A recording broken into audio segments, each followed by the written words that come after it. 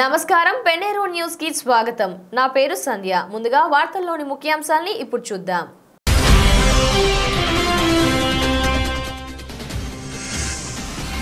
ఓట్ల తొలగింపుపై విశాఖ జిల్లా collector serious కఠిన చర్యలు తప్పవని హెచ్చరిక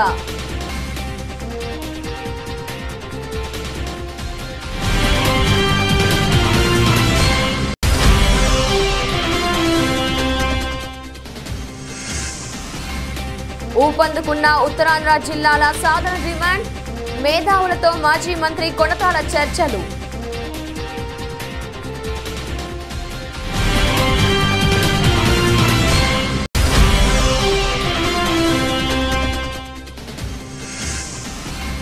పార్టీ ఫిరాయింపులపై ఖమ్మం జిల్లా కాంగ్రెస్ నేతల ఫైర్ అంబేద్కర్ విగ్రహానికి వినతిపత్రం సమర్పణ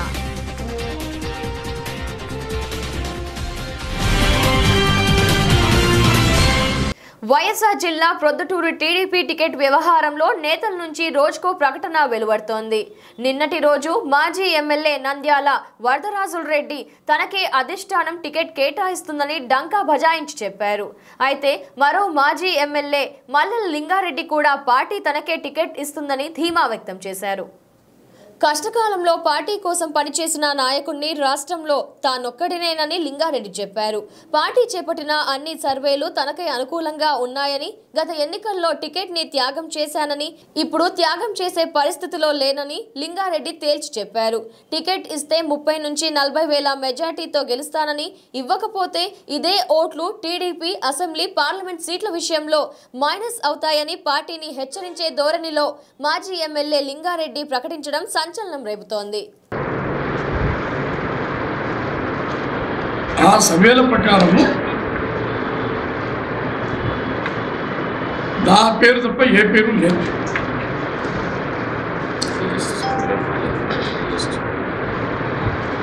నాకంటే ఎవరికైనా సర్వేల్లో ప్రజాభిప్రాయంలో నాయకుల సంఖ్యలో నాయకుల బలంలో నాకంటే 2% 3% తక్కువ ఉన్నా కూడా గెండి పర్వాలేదు, ఇబ్బంది లేదు. నాకంటే ఇంకా 2% 3% తక్కువ టికెట్ ఇచ్చి నాకు ఇబ్బంది లేదు. కాబట్టి ఈసారి మాత్రము నేను త్యాగానికి సిద్ధంగా లేను. టికెట్ పొందేదానికి ఈ జిల్లాలోనే కాదు రాష్ట్రంలో కూడా అందరికంటే అర్హత నాకుంది. నేను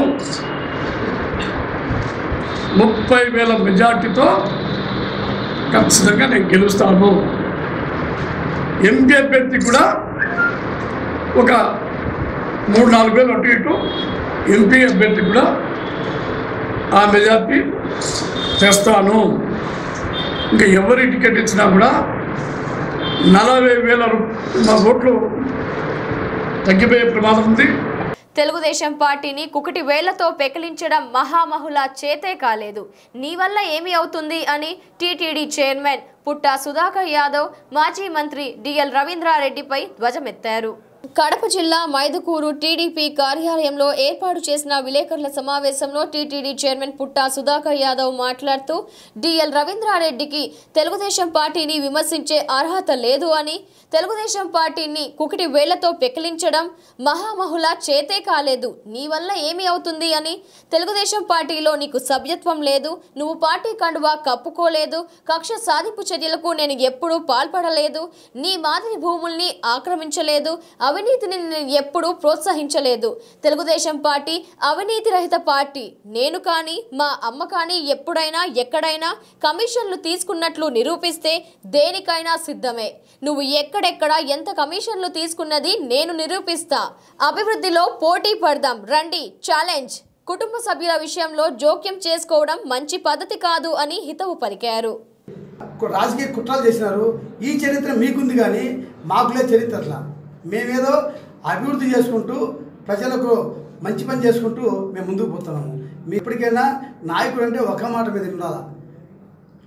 పని జరిగినాక ఒక మాట, పని జరిగినప్పుడు ఒక మాట, ఇవన్నీ చెప్పడం అనేది నాయకుని లక్షణాలు కాదు. ఇది మేము వచ్చిన తర్వాత మా కార్యకర్తలు కానీ మా మైదుకూరు నియోజకవర్గ ప్రజలు కానీ అభివృద్ధి పథకంలో ముందుకు పోతున్నాం. అభివృద్ధి ఆశయంగా మేము ముందుకు పోతున్నాం. ఎక్కడైనా కుట్రలు లేవు. ఎక్కడ గలాటలు జరగలే. ఇవన్నీ హిస్టరీ ఉంది. ఈ 2014 నుంచి ఏం జరిగింది అనేది. ఏదో రాజకీయంలో అంతా ఇక్కడ మైకులందరినీ అల్లకొల్లోలం చేస్తున్నారని చెప్పి మీరు చెప్తున్నారు. అది కరెక్ట్ కాదు. నేను 2012లో రాజకీయానికి ఇక్కడ ద్రోహం చేసి తెలుగుదేశం పార్టీకి వేరే పార్టీకి పోయినప్పుడు కార్యకర్తలు కాపాడేదానికి మా ముఖ్యమంత్రి చంద్రబాబు నాయుడు గారు నాకు అవకాశం ఇచ్చారు. మా యనమల రామకృష్ణ మా విఎం కూడా అయిండొచ్చు, అయినా కూడా ఆయన పలుకుబడి కూడా ఎక్కడ వాడుకోలే. మేము స్వయంగా మా కార్యకర్తలకు సేవ కోసం మేము ముందుకు పోతున్నాము, మేము అభివృద్ధి ముందుకు పోతున్నాము. ఇవన్నీ మీరు చెప్పి చేయడం కాదు, మేము అభివృద్ధి పథకం ముందుకు పోతున్నాం కాబట్టి ప్రజలు మా పక్షాన ఉన్నారు కాబట్టి మా ముఖ్యమంత్రి చంద్రబాబు నాయుడు నాకు ఈరోజు అవకాశం కల్పించారు. అవినీతి ఎవరు చేసేది? అవినీతి ప్రోత్సహించేది మీరు, అవినీతి చేసేది మీరు. మా నాయకుడు ఎక్కడ అవినీతి అనే దగ్గర రానికుడు చేశాడు. మా నియోజకవర్గంలో ఇప్పుడు 950 కోట్లు నిధులు తీసుకొచ్చిన ఎక్కడైనా 1% డబ్బులు ఇచ్చారు ఎవరికైనా? ఎవరికి ఇవ్వాల? ఇంతకుముందు మీరు చరిత్ర చెప్పండి, ఎన్ని పర్సెంటేజ్ తీసుకున్నారు, ఎంతమంది పర్సెంటేజ్ తీసుకున్నారు, మీరు పనులు ఇస్తారు మాకు తెలియదు. అదంతా ప్రజలు గమనిస్తున్నారు. ఈరోజు అమ్మకాత అంట 70 లక్షలు అవినీతి జరిగిందంటావు. అవినీతికి ఎవరు సపోర్ట్ చేసింది? అవినీతి జరిగితే నువ్వు ఎందుకు కోరుకున్నావు? నువ్వు అవినీతిలో పాలు పంచుకున్నావు, నీకు లంచం డబ్బులు ఇచ్చారు, అందుకు నువ్వు సైలెంట్ ఉన్నావు. అమ్మ ఖాతాలో డబ్బులు వేస్తానంట. నేను ఛాలెంజ్ చేస్తున్నా, అమ్మ ఖాతాలో ₹1 డబ్బు పడిందంటే నేను రాజకీయం తప్పుకుంటా, నువ్వు రాజకీయం తప్పుకుంటా. ఛాలెంజ్ చేయి. ఒక అకౌంటబుల్ ఉంటుంది, బ్యాంకులో అకౌంట్ ఉంటుంది, ఎక్కడ పోదు, అకౌంట్ తీసుకుంటా. ఛాలెంజ్ చేస్తాము. ఉత్త సోది మాట చెప్పుకొని కుటుంబ కలహాలు పెట్టిన నాయకుడు నువ్వు. మాకు కదా చరిత్రది. అందరికీ పర్సెంటేజ్ లంచాలు తీసుకున్న నాయకుడు నువ్వు, అందరికీ పర్సెంటేజ్ తీసుకున్న నువ్వు మమ్మల్ని మాట్లాడతావా? ఆ చరిత్ర మాకు లేదు. ఆ చరిత్ర ఉండేది నీకు. ఇంకా కుటుంబ కలహాలు పెడతావు. మా కొడుకు కోడల మీద కుటుంబ కలహాలు చేస్తావు. నీకు తెలియదా? నీ కుటుంబం తెలియదా? నీ కొడుకు విడాకులు ఇచ్చింది తెలియదా? నీ కోడలు ఎప్పటివరకు పోయింది తెలియదా? అవన్నీ మాకు తెలుసు. అవి కూడా మేము బజార్లు పెట్టాలంటే అది మానవత్వం కాదు. నువ్వు మూర్ఖునిగా ఉండొచ్చు, నేను మూర్ఖత్వం చేయడంలే. నేను ఉందాగుండా ఆ కుటుంబ కలహాలు ఎక్కడ చెప్పకూడదు. కుటుంబంలో ఎవరు సంసారంలో వాళ్ళ కష్ట సుఖాలు ఉంటాయి, అది వదలాలి. కానీ రాజకీయం అంటే ప్రజలకు సేవ చేయి. ప్రజలు సేవ చేసే నాయకునికి ఓట్లు వేస్తారు. అది వదిలేసి కుటుంబంలో చుచ్చులు పెట్టడము, ఒకరికొకరు కక్షలు పెట్టడము, ఒకరికొకరు గలాటలు పెట్టడము, ఈ చరిత్ర మీకుంది.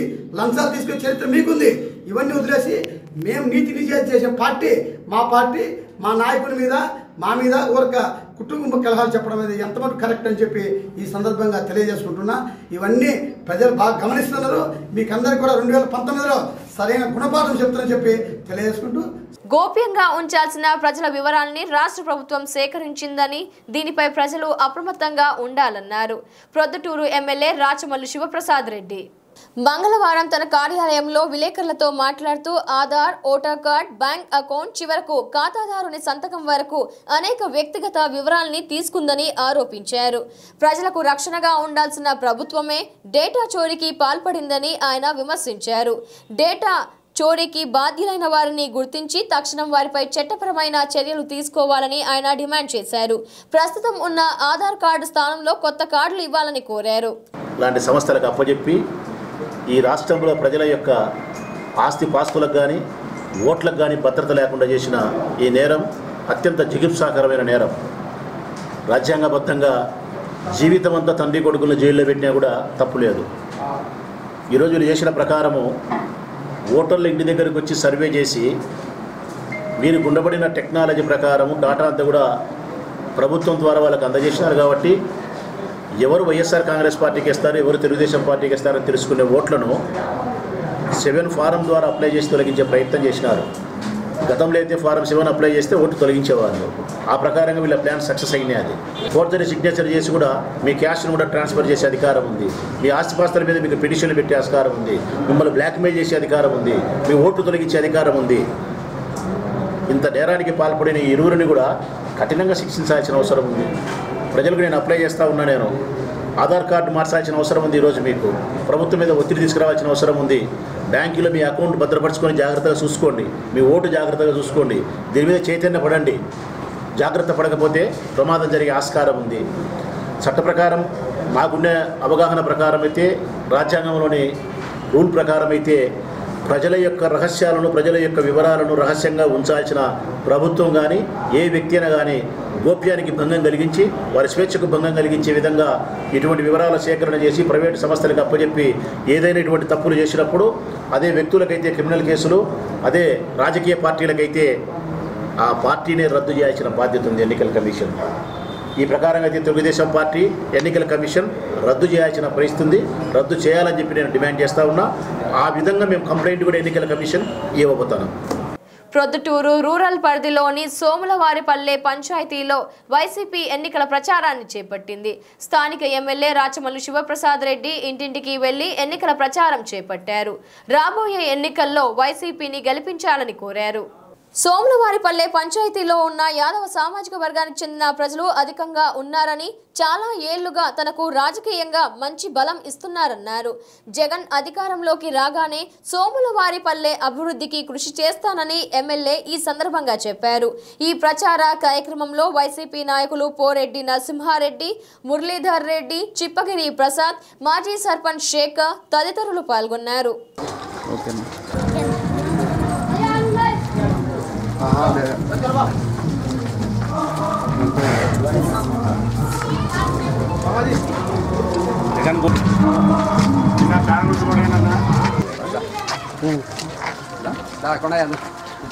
జగన్మోహన్ రెడ్డి ప్రాణ గుర్తు జగన్ సాయం చేయండి. జగన్ కొట్టేయండమ్మా. ఎందరు సాయం ఉండాలన్నా బాబు.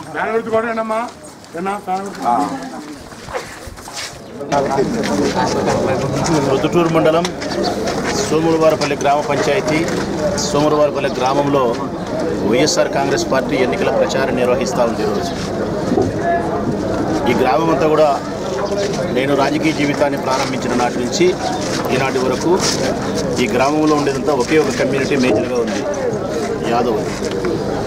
కొద్దిగా హరిజన్స్ ఉన్నారు. యాదవ కమ్యూనిటీ పూర్తిగా నేను రాజకీయాల్లోకి వచ్చిన ప్రారంభ దశ నుంచి ఈనాటి వరకు మా వెంట నడుస్తూ ఉన్నారు, నన్ను బలపరుస్తూ ఉన్నారు. ప్రతి ఎన్నికల్లోనూ మా విజయానికి కృషి చేస్తూ ఉన్నారు. సోమవారపల్లి గ్రామ పంచాయతీలో మొట్టమొదటి ఎంపీ స్థానం కూడా మేము అత్యంత సులువుగా గెలవడానికి కారణం ఈ గ్రామమే.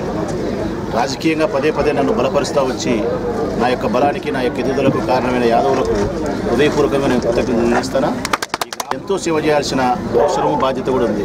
వైఎస్ఆర్ కాంగ్రెస్ పార్టీ అధికారంలోకి వచ్చిన తర్వాత సోమవారపల్లి గ్రామాన్ని ఎంత బాధ్యతగా, ఎంత ప్రేమగా, వీరి పట్ల నా యొక్క కృతజ్ఞతను తెలియజేసే విధంగా అంత గొప్పగా ఈ గ్రామాన్ని అభివృద్ధి చేస్తానని కూడా ఈ గ్రామ ప్రజలైన ప్రతి యాదవ సోదరునికి నేను హృదయపూర్వకంగా తెలియజేస్తాను.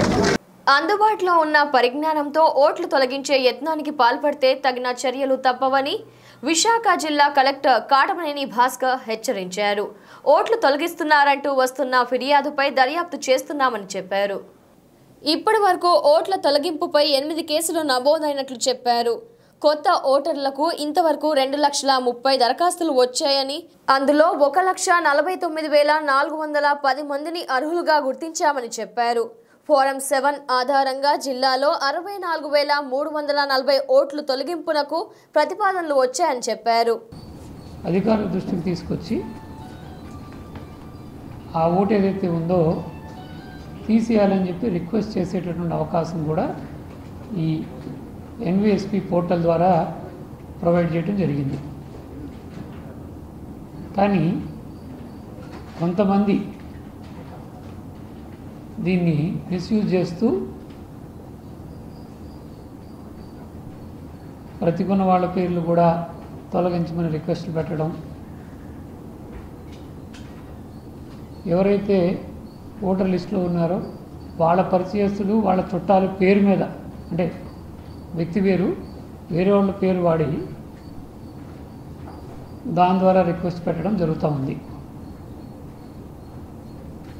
ఇది ఓపెన్ వెబ్సైట్ అండి. ఎవరైనా కానీ వెళ్ళి మనకి వేరే వ్యక్తి పేరు, ఓటర్ లిస్టులో అతని నెంబరు, ఈ సమాచారం ఉంటే మనం దాంట్లో ఈ రిక్వెస్ట్ ఏదైతే ఉందో ఫైల్ చేయొచ్చు. అక్కడే వచ్చిన అసలు మెయిన్ చిక్ ఏంటంటే ఓటర్ లిస్టులో అతని పేరు, అంటే పోలింగ్ స్టేషన్ నెంబరు, పోలింగ్ స్టేషన్లో వరుస క్రమం, ఏ నెంబరు, సీరియల్ నెంబరు తెలిస్తే చాలు రిక్వెస్ట్ పెట్టచ్చు. అప్లై చేసే వ్యక్తి యొక్క ఫోన్ నెంబర్ కానీ, ఈమెయిల్ కానీ ఏది కూడా మ్యాండేటరీ ఫీల్డ్స్ కాదు, ఆప్షనల్ ఫీల్డ్స్. ఇవి కొంతమంది దీన్ని మిస్యూజ్ చేసి, అంటే అక్కడే నివాసం ఉంటూ అక్కడే బ్రతికున్న వారి పేర్లు కూడా తొలగించాలని చెప్పి రిక్వెస్ట్లు పెట్టడం జరుగుతుంది. దీనివల్ల ఏంటంటే రిక్వెస్ట్ పెడితే ఆటోమేటిక్గా ఏం తొలగించరండి. రిక్వెస్ట్ పెడితే దాన్ని మళ్ళీ ఎంక్వైరీ చేసి ఖచ్చితంగా చుట్టుపక్కల వాళ్ళు ఎంక్వైరీ చేసి చనిపోతే డెత్ సర్టిఫికేటో లేదా అక్కడి నుంచి వేరే ప్రాంతానికి మైగ్రేట్ అయితే ఆ చుట్టుపక్కల ఇంటి వాళ్ళ రిటర్న్ స్టేట్మెంటో తీసుకుని తప్ప తొలగించే అవకాశం లేదు. కానీ చాలా బల్క్ నెంబర్లో ఈ విధంగా అప్లికేషన్లు పెట్టడం రాత్రి పెట్టడం వల్ల ఏంటంటే ఫీల్డ్ లెవెల్లో కూడా కొంచెము పనిచేసే స్టాఫ్ కొంత పని ఒత్తిడి బాగా పెరుగుతుంది. అంటే ఒక రాత్రిలో 7,000, 8,000, 9,000 కూడా ఆ రకంగా దరఖాస్తులు ఒక ఆల్మోస్ట్ చాలా ఎక్కువ నెంబర్లో రావడం జరుగుతూ ఉంది. అఫ్కోర్స్ మనం ఇందాక మాట్లాడుకున్నట్టు phone number, email mandatory field కాకపోయినా టెక్నాలజీ పరంగా ఏ మొబైల్ నెంబర్ నుంచి ఈ వెబ్సైట్ని యాక్సెస్ చేసి ఈ అప్లికేషన్ పెట్టారో, ఏ కంప్యూటర్ ద్వారా చేశారో, కంప్యూటర్ కానీ ప్రతి మొబైల్కి కూడా ఒక ఐపీ అడ్రస్ ఉంటుంది. ఆ ఐపీ అడ్రస్ ద్వారా కనుక్కునేటటువంటి అవకాశం ఉంది. ఎన్నికలు సమీపిస్తున్న తరుణంలో ఉత్తరాంధ్ర సమస్యల సాధనపై డిమాండ్ ఊపందుకుంది. పార్టీల మేనిఫెస్టోలో ఉత్తరాంధ్ర సమస్యల్ని కోరుతూ మాజీ మంత్రి కొనతాల జిల్లాల వారీగా మేధావులతో సమావేశమవుతున్నారు. ఈ ప్రాంతం చెప్పేసరికి వారు జన్మస్థలంగా పేరు పొందినటువంటి ప్రాంతం ఇప్పటికీ కూడా రాష్ట్రంలోనే అత్యంత తక్కువ విద్యా అవకాశాలు ఉన్నటువంటి జిల్లా ఏదంటే విజయనగరం జిల్లా. మీకు స్పెషల్ కేటగిరీ స్టేటస్ కింద నార్త్ ఈస్టర్న్ స్టేట్స్ వెనుకబడి జిల్లాలని మనకి వ్యక్తిగత ఆదాయం పర్ క్యాపిటల్ ఇన్కమ్ చూస్తే అత్యంత తక్కువ ఇన్కమ్ ఉన్నటువంటి ప్రాంతం ఇది. ఈ 3 జిల్లాలు కూడా అనుకోండి. అందులో లిటరసీ రేట్ లో తక్కువ ఉన్నాం. ఆఖరి పని ఇది 13 జిల్లాలో 13వ స్థానం ఉంటే వస్తుంది. ఇక్కడ చూస్తే విజయనగరం జిల్లా చూస్తే హైయెస్ట్ 3,95,000 ఎకరాలు, అంటే సుమారు 4 లక్షల ఎకరాలు. ఇప్పుడు ప్రస్తుతం 3 లక్షల ఎకరాలు కూడా రికార్డు ప్రకారం అయితే 4 లక్షలు ఉన్నా మనకి రాజమండ్రి అప్పారావు ఇక్కడ ఉంటే ఈ ప్రాంతం చెప్పేసరికి వారు జన్మస్థలంగా పేరు పొందినటువంటి ప్రాంతం ఇప్పటికీ కూడా రాష్ట్రంలోనే అత్యంత తక్కువ విద్యా అవకాశాలు ఉన్నటువంటి జిల్లా ఏదంటే విజయనగరం జిల్లా. ఈ ప్రాంతానికి సంబంధించినటువంటి కొన్ని సమస్యల మీద చెప్పడం జరిగింది.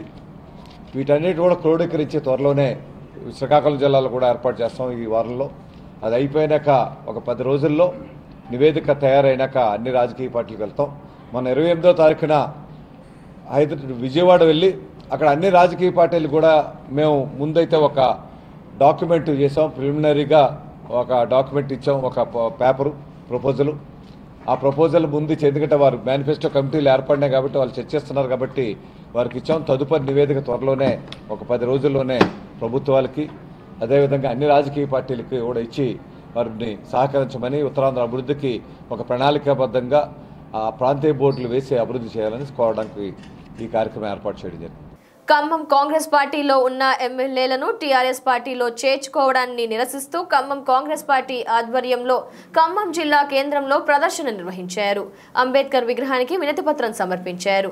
ఈ ప్రదర్శన కాంగ్రెస్ పార్టీ కార్యాలయం నుంచి కలెక్టర్ కార్యాలయం వరకు నిర్వహించారు. ఈ సందర్భంగా కాంగ్రెస్ పార్టీ జిల్లా అధ్యక్షులు పువ్వాళ్ల దుర్గప్రసాద్ మాట్లాడారు. ఈ కార్యక్రమంలో కాంగ్రెస్ పార్టీ నాయకులు జావిద్, పోట్ల నాగేశ్వరరావు, దీపక్ చౌదరి, తాజుద్దీన్ తదితరులు పాల్గొన్నారు.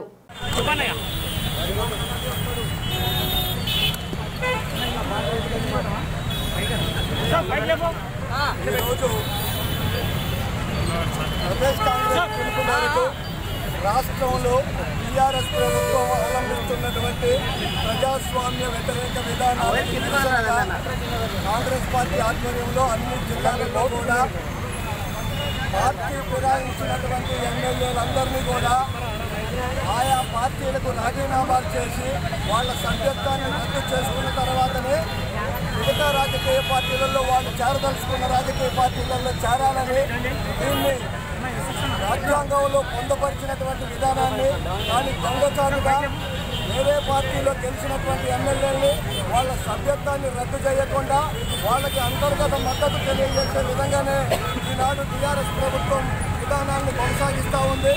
ఇది ఒక మోనోపల్లి నిజానికి ఆయన ఒంటి వైఖరికి ఈ రాష్ట్ర ముఖ్యమంత్రి దాహం తీరటం లేదు. ఎందరు ఎమ్మెల్యేలని ప్రజలు గెలిపించినప్పటికీ కూడా ప్రజలు ప్రతిపక్షం కూడా గట్టిగానే ఉండాలా, వాళ్ళ వాదనలు వినిపించాలా, ప్రజాస్వామ్యాన్ని రక్షించడానికి రాజ్యాంగ నిర్మాణం జరిగినటువంటి విధానాన్ని భంగపరుస్తూ అతను మొండి వైఖరితోని టోటల్గా ఈ రాష్ట్రాన్ని అప్పుల పాలు, అలాగే ప్రతి ఓటుని డబ్బుతో కొనుక్కోవాలని అట్లా అమ్ముడు పోకుండా ఓట్లు వేసి గెలిపించినటువంటి ఎమ్మెల్యేలు కూడా డబ్బులతో కొనుక్కోవాలన్నటువంటి ఉద్దేశంతోనే ఈ రాష్ట్ర ప్రభుత్వం దిగజారు విధానాన్ని ప్రదర్శిస్తుంది. దాన్ని నిరసిస్తూ ఈరోజు కాంగ్రెస్ పార్టీ ఇచ్చిన పిలుపు మేరకు సభ్యత్వాలు మా పార్టీలో గెలిచి రాజీనామా చేసి టీఆర్ఎస్లో చేస్తున్నటువంటి మేఘా కాంతారావు గారిని, ఆసిఫాబాద్ ఎమ్మెల్యే ఆక్రం సత్తు గారిని కూడా వాళ్ళ ఎమ్మెల్యేలకు ముందుగా రాజీనామా సమర్పించి ఆ తర్వాత వాళ్ళు ఇష్టమైన పార్టీలకు డిమాండ్ చేస్తూ ఉంది. వార్తలు ముగించే ముందు ముఖ్యాంశాలు మరోసారి.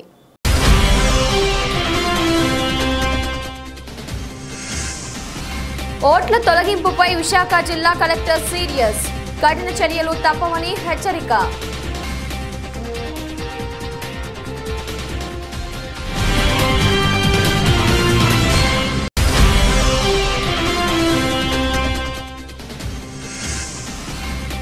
ఊపందుకున్న ఉత్తరాంధ్ర జిల్లాల సాధన డిమాండ్, మేధావులతో మాజీ మంత్రి కొనతాల చర్చలు.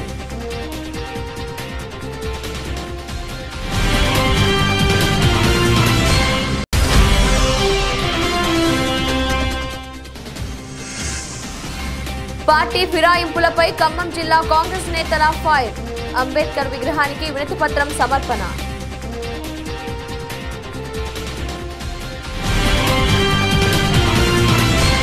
ఇంతటితో ఈ వార్తలు సమాప్తం. తిరిగి ప్రసారమయ్యే పెన్నేరు న్యూస్ బులెటిన్లో మళ్ళీ కలుద్దాం. అంతవరకు సెలవు, నమస్కారం.